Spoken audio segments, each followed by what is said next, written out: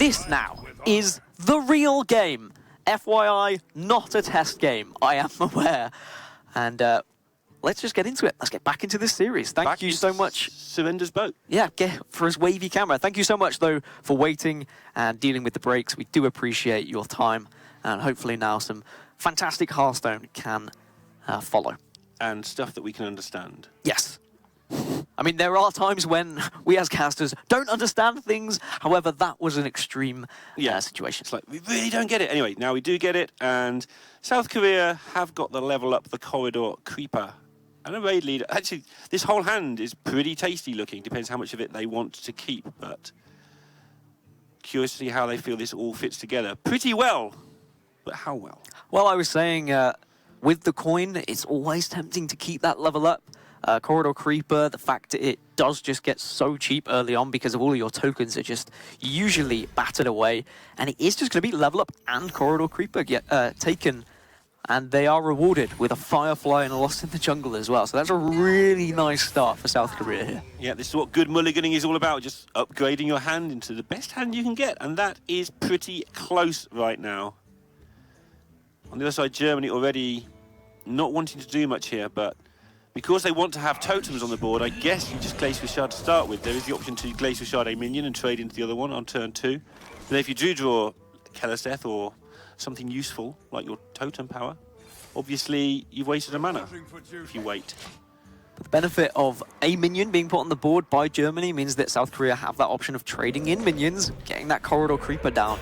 Ooh. Yeah, getting a decent roll as well, allowing this to look a lot better now. Told you Leroy Jenkins was in the deck.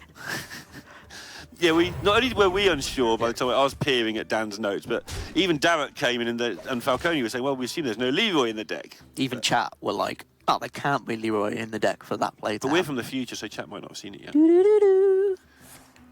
Talking of in the future, this far sight is cast. Oh, nice. Acolyte of Pain. It's so tasty. It's so good going into these 1/1 tokens. You can draw so heavily because of it.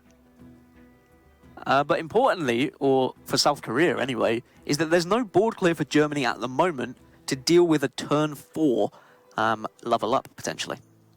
Yeah, and Korea will take advantage of that most likely. That far sight could be cast in that turn a lot of the time anyway, but definitely a little bit of a hint that the Germans want cards sooner rather than later. Reporting for duty. And this is looking like a good old-fashioned turn 4 level up. If that happens. Twilight Drake will function as a pretty good board defense against a wall of 3/3s. It will take its time, but it will pick them off one at a time like a terrible horror movie. But the scary thing is you've got level up followed by Fungalmancer as well, and that's just going to be the amount of damage that you could potentially push. As South Korea are going to start thinking less about trading soon and more about the damage that they can actually deal. And this Saronite Chengang is going to play perfectly into the level up here. Into the everything. It also allows Corridor Creeper, yeah. It just plays perfectly into the everything. And you know they kept that card as well. Yep. You know they kept those 2 cards, in fact, so... But I mean, you're stopping at least 6 damage coming towards you. You are.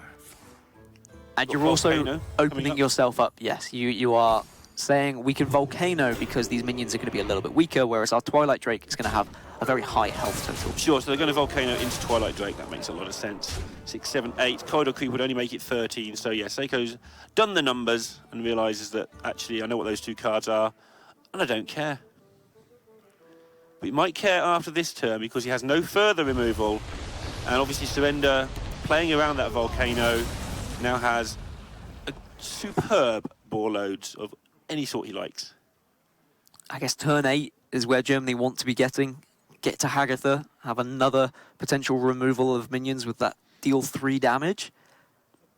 Yeah. But it's a long way away. It is, and the draws from South Korea can be very significant before then. Especially if they can go wide now, get a Fungalmancer down on the board. I mean, you could Corridor Creeper Fungalmancer here, but I don't really like it. Yeah, save this Fungal for next turn in case you walk into a Electra into... Oh, you've only got 4 mana next turn. You're not walking into much at all, actually. Reporting for duty. Glory to the Sindora. And realizing that Blood Knight probably not going to get that much value in this game anyway. Positioning them next to each other, clearly declaring what he intends to do with the Fungal Mancer just to avoid any lightning storm accidents. There is Volcano number 2, so that's good news for Germany, but it's whether South Korea can get themselves to a health total on the board that can be out of range of Volcano. And here's that tricky situation you were talking about a minute ago with the Twilight Drake. They're just doing the counting now. They want to play it, but they want to make sure they can trade against... Fungal Mancer's about the highest health thing that can happen to them next turn, and still Volcano everything away. And that's a perfect turn to be doing it. Oh, this would be his perfect turn, but it's not bad to do it on 7. And then they've got all their good stuff going forwards, turns 9 and 10. And yeah, because it's not a huge Twilight Drake, almost pays to their advantage. That's interesting. I mean, Fungal Mancer does more, right? Fungal Mancer is putting more stats on the board than Level Up. But Fungal Mancer can do it to any 2 minions over the whole course of the game. Level Up can only do it when you've stuck some dudes, but is the extra 2 health... them next turn. The extra 2 health from Fungal Mancer, is that important against a Volcano here? 6, 9, 14, 15, 16 at the moment. So 16 you add... Plus 6. Yeah. And then you can also add a Firefly. That's 23. The Drake can take off 7 of those by trading into a 3-3. Oh, they'll be bigger, so no, it won't survive. It will go back down below 15. I'm pretty sure that's what Seiko was checking.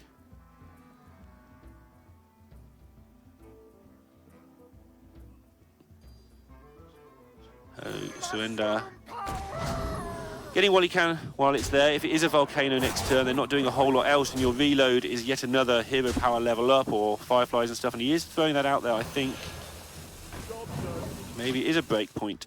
7, 9, 10, 24, and they can take 8 off. Yes, it is indeed a tipping point. There'll be 16 health on the board. Oh no, it's 15 if you're into the Blood Knight. That's what I first thought. Why you keep contradicting me, Dan? Literally said nothing for the past minute to let you count it up yourself. I didn't even look at you. Just details. But there is the Volcano, yes, and it is going to be able to clear the board, followed by Keleseth.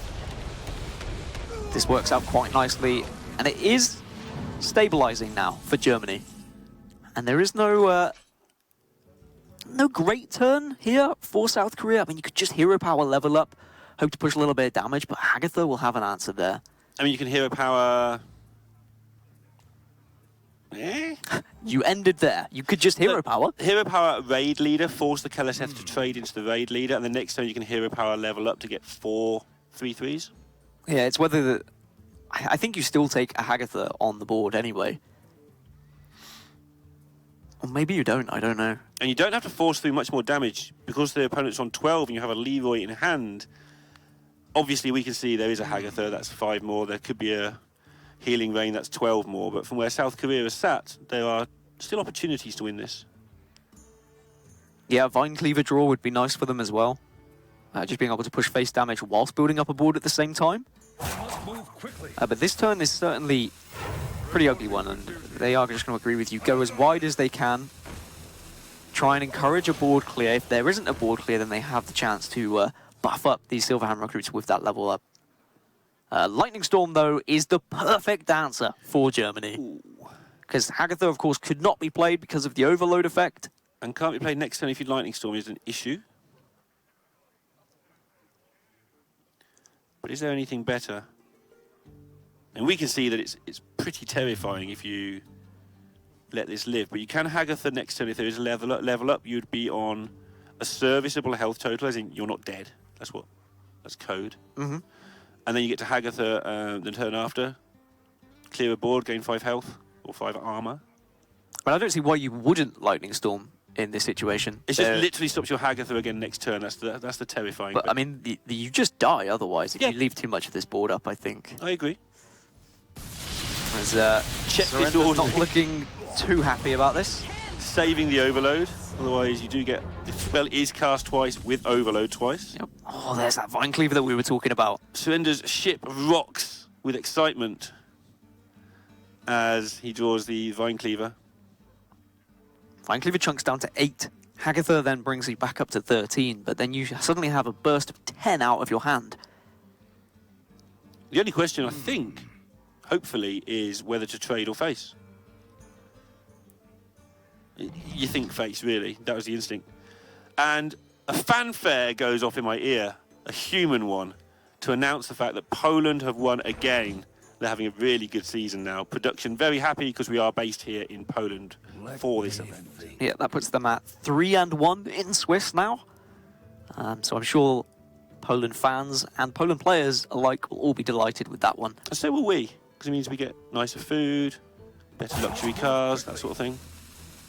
The happier production are, the better we're treated. Is that what you were alluding to? When they win the whole thing, we'll be heroes in an open bus celebration. It's my dream. Disclaimer, we have no influence over who wins what games. But South Korea and Surrender, he does have an influence over who wins this game, as he is actually going to opt for that trade. A bit of a... It's not a nothing turn here. I mean, the grumble is fun and all that.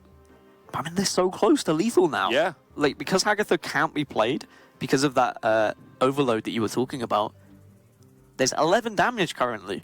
Suddenly a Blessing of Might is just lethal.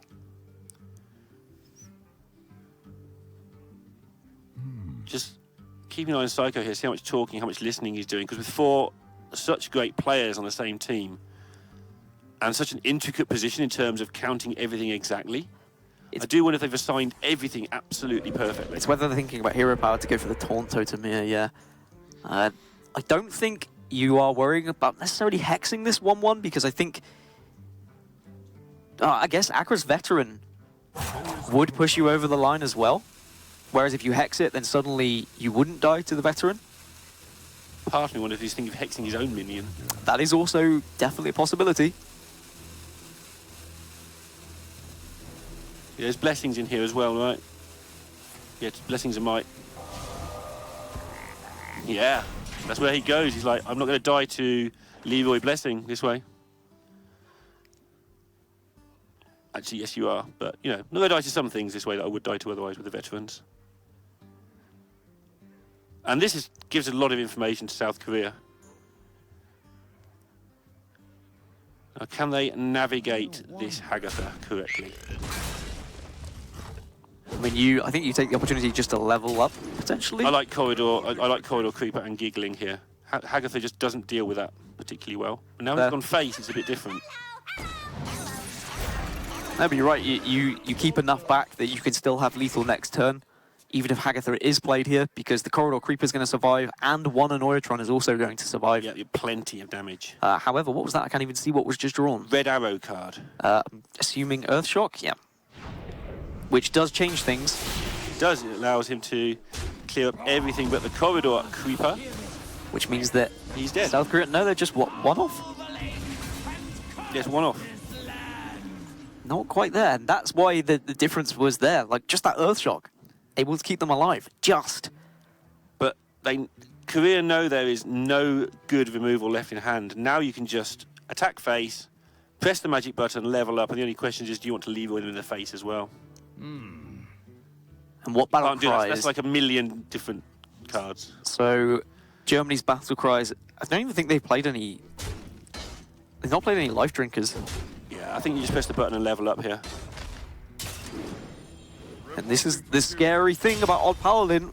Once the removals started to disappear from your opponent, you can just have this freedom to push all this damage. And of course, I've got all the notes from the test game written down, so I have no idea how many Life Drinkers I've been playing myself. I can tell you how many I played with a test game if you want. None.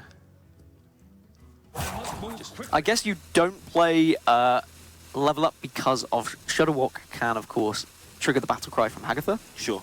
That makes sense. Well, I mean, even if they do that, you've got Leroy. 1. But it's whether they've played Glacial Shards as well. They've played Shards. That's fine. And judging by Surrender's reaction, I think he thinks that that is the win as well, because the Glacial Shard just had to miss this. What was this card that's just been drawn? I don't know, it's another... Oh, Beacon Lightning! That keeps them alive! Oh my goodness! That's and it goes insane. off twice, so it hurts his own Shudderwalks, but even so... Oh, but Raid Leader will just about do it. South Korea edge so slowly across the line. You saw the reaction from Surrender when he was like, oh, okay, we've got the right freeze, it's frozen our face, that's fine. but the raid leader off the top just about gets them there, and now they are 2-0 up here in this series, Lorinda. Feels like they won that match like 19 times. Not just with reference to the test game, but everything that was happening. They were just so close. Like every single turn. Oh, here's an earth shock. And here's Germany, big lightning. Germany played that very well, right? Yeah, they clearly calculated what they could lose to. They were worried about veterans. They were worried about Leroy Fungalmancers and all of that jazz. But unfortunately, they just couldn't get over the line in the end. Hagatha tried her best